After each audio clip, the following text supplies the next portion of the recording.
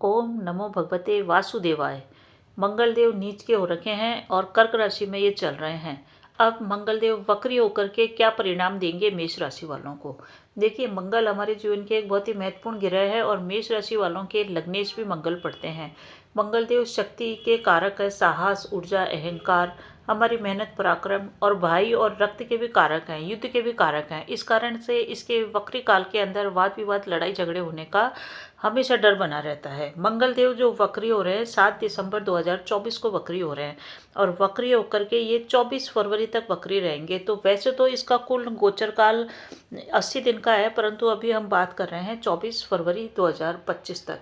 तो मेष राशि वालों की अगर कुंडली देखें तो मंगल आपके 4th हाउस में आ रहा है और ये दृष्टि डाल रहा है आपके 11वें घर पे, 10वें घर पे और 7वें घर पे।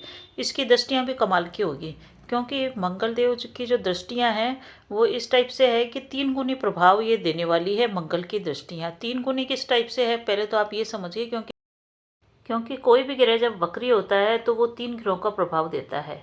एक तो वो जहाँ चल रहा है वहाँ का प्रभाव देता है, और एक जिस जगह जा रहा है वो उसका प्रभाव देता है, और जो चीज़ पीछे छूट गई है उसका भी प्रभाव देता है। इस प्रकार से मान लीजिए कि आप अपने घर से निकल रहे हैं तो आपका ध्यान अपने घर की तरफ भी होएगा कि घर में पीछे सब सही है क्या, और एक जो रोड आप जिस पे चल रहे हैं, सड़क पे चल रहे हैं, कार में बस में बैठे हैं, उसका ध्यान रहेगा कि हाँ किधर चल रहे हैं, और एक जहाँ पे आपको पहुँचना है वहाँ का पे भी आपका ध्यान रहेगा। इस प्रकार से ये 3 गुना दृष्टियाँ वक्री होने के कारण महत्वपूर्ण हो जाती हैं। तो मंगल की जो एक दृष्टि पड़ रही है आपके 7वें घर पे पड़ रही है, जो कि आपका बिजनेस पार्टनर का घर है, आपका विवाह का घर भी यही है और डेली इनकम का भी यही घर है। तो दृष्टियों की बात करें तो 7वीं दृष्टि है वो जो आपकी पड़ रही है कार्य क्षेत्र, 7वें घर पे पड़ रही है। तो आपकी जो कार्य क्षेत्र पे पड़ने के कारण 4थी दृष्टि है ये, इसके कारण आपके दाम्पत्य जीवन में इसमें परेशानी आ सकती है। पहले से मनमुटाव चल रहा था तो और अधिक मनमुटाव बढ़ जाएगा। जीवन साथी और आपके बीच में दूरियां बन सकती है। हो सकता है आप एक ही घर में रहें और आपकी बातचीत भी बंद हो जाए। अगर आपका व्यापार पार्टनरशिप के व्यापार चल रहा है तो पार्टनर से आपके मतभेद होंगे। पार्टनरशिप व्यापार में आपकी इनकम तो बढ़ सकती है, परंतु आपके मतभेद आपके पार्टनर से यथावत चलते रहेंगे। पूर्व में मतभेद है तो कोई भी बड़ी डील आप साइन करना जा रहे हैं तो थोड़ा सा सोच समझ लीजिए। 24 फरवरी तक के लिए ये समय नकारात्मक बना हुआ है।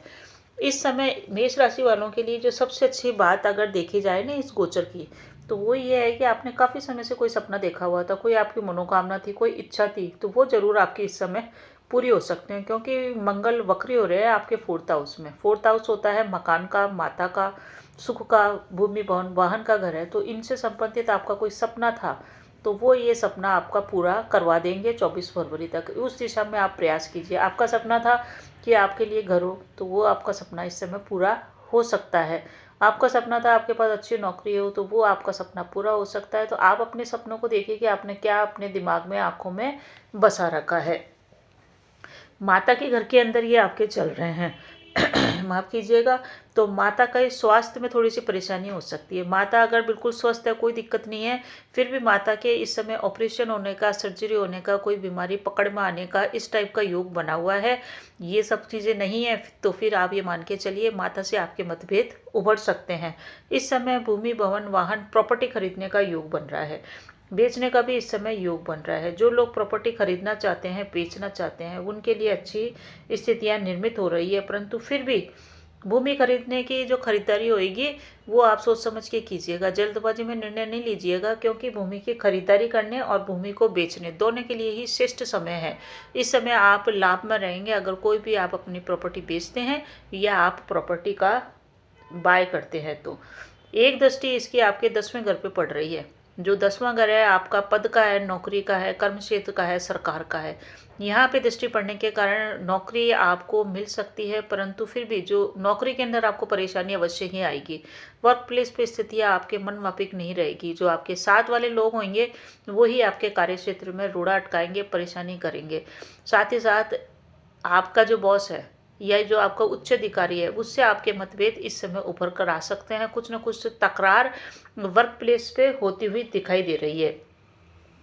ये समय मेष राशि वालों के लिए थोड़ा सा नकारात्मक बना हुआ है, क्योंकि एक तरफ तो आपका दाम्पत्य जीवन, आपका वैवाहिक जीवन पे दृष्टि होने के कारण वैवाहिक जीवन में तनाव रहेगा, और उस तनाव के कारण आपके परिवार में भी तनाव रहेगा। परिवार यानी कि जहाँ पे आप रहते हैं, जहाँ आपके परिजन हैं, वहाँ आपका तनाव होएगा। छोटी छोटी बातों को लेके मतभेद या लड़ाई झगड़े होने की स्थितियाँ निर्मित हो रही है, और व्यापार भी आपका प्रभावित हो रहा है। तो अब बात इस टाइप से देखें तो मंगल का ये गोचर बस एक ही दृष्टि से सही है कि आपके लिए कोई मनोकामना आपकी पूरी हो जाए, कोई आपकी इच्छा पूरी हो जाए।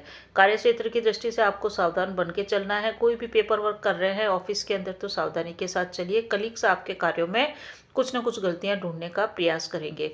अब मंगल की एक दृष्टि जो 11वें भाव पे पड़ रही है, जो कि आपकी आय का है, आपकी इच्छा पूर्ति का है। तो इच्छा की तो पूर्ति हो जाएगी, परंतु बड़े भाई से अपने संबंध संभाल के चलिएगा, क्योंकि ये बड़े भाई का भी घर है। धन में आपकी बढ़ोतरी अवश्य हो जाएगी, आय में भी बढ़ोतरी हो जाएगी। वो आपका जो व्यापार है, पार्टनरशिप का हो या इंडिपेंडेंट हो, उसमें भी इनकम होगी, नौकरी भी लग सकती है। परंतु आय में बढ़ोतरी, धन में बढ़ोतरी तो है, परंतु मानसिक तनाव आपके जीवन में चलता रहेगा, क्योंकि मंगल देव एक क्रूर ग्रह है। बहुत ही पावरफुल इस समय हो रहे हैं, 3 गुना पावरफुल हो रहे हैं। आपको मैंने बताया कि इसकी दृष्टियां भी 3 गुना पावरफुल है। वैवाहिक जीवन में छोटी मोटी लड़ाइयाँ तू में होती थी, वो बड़ा रूप धारण कर सकती है। इस प्रकार से ये काफ़ी पावरफुल स्थिति में आ रहे हैं, बली हो रहे हैं। आपको बहुत ही सोच समझ के कुछ भी चलना पड़ेगा इस समय आपके, क्योंकि आपके तो लग्नेश भी मंगल पड़ते हैं और वो वक्र भी हो रहे हैं, नीच की राशि में भी चल रहे हैं। इसके कारण आपके अंदर क्रोध की भावना बढ़ सकती है। आपको जितना हो सके शांत रहना, बिल्कुल चुप रहना है आपको, क्योंकि परेशानियाँ बोलने से ही होती है। आदमी को बहुत अधिक चुप रहना चाहिए, घर के अंदर भी और बाहर भी। घर के अंदर आप अपना मिलिट्री शासन न लगाएं, क्योंकि मंगल सेनापति के ग्रह हैं, और सेनापति जब अपने फील्ड में रहता है, जब भी उसके कानून कायदे चलते हैं। घर में, घर हमारा क्या है कि सेना या किसी का फील्ड नहीं है, कोई मोर्चा नहीं है घर। वहाँ पे हम सैनिक शासन लगाएंगे, अनुशासन अतिरिक्त बहुत ज़्यादा लगाएंगे तो दिक्कत हो जाएगी। रिश्तों को भावात्मक रूप से डील कीजिएगा, नियम कानूनों में मत चलिएगा, हट्टी भी बिल्कुल नहीं बनिएगा। इसी से आपके परिवार के वाद विवाद, लड़ाई झगड़े बच सकते हैं। आपके वातावरण में इस टाइप का वातावरण होएगा परिजनों का, परिवार का, कि आपको लगेगा सब लोग निरंकुश है। निरंकुश मतलब जिनके ऊपर कोई अंकुश नहीं है, जिसके जो मन में आ रहा है वो कर रहा है, जिसके जो मन में आ रहा है वो बोल रहा है। ऐसी स्थितियां निर्मित हो रही है। इस कारण से आप बहुत अधिक शांत रहिएगा। इसी से आपकी सारी प्रॉब्लम सॉल्व हो जाएगी, दाम्पत्य जीवन की भी और पारिवारिक जीवन की। अपने कार्य क्षेत्र के ऊपर फोकस कीजिए, एनर्जी आपके अंदर अधिक रहेगी। आप जिम ज्वाइन कर सकते हैं। जिम ज्वाइन करने से वाद विवाद का जो खतरा है वो टल जाएगा, क्योंकि जिम में जाके भी हम अपनी शक्ति का व्यय करते हैं। इस समय आप में शक्ति अधिक होगी, उस शक्ति का व्यय आप जिम में कीजिए, योगासन में कीजिए, प्राणायाम में कीजिए, रेस में या खेलकूद या स्पोर्ट्स में आप भाग लीजिए, उससे आपके लिए बढ़िया रहेगा। अब जो उपाय है वो बात कर लें। उपाय का एक तो यही है कि आप अपनी शारीरिक एक्टिविटी बढ़ाएं। दूसरा उपाय ये है कि हनुमान चालीसा के मंत्रों का जाप करना, ओम हन हनुमते नमः, और प्रतिदिन हनुमान चालीसा सुनना या जाप करना आपके जीवन में परिवर्तन अवश्य लाएगा। विष्णु जी के ओम नमो भगवते वासुदेवाय मंत्र का जाप या विष्णु सहस्त्र नाम के जाप करने से भी समस्त परेशानियां आपकी दूर होगी।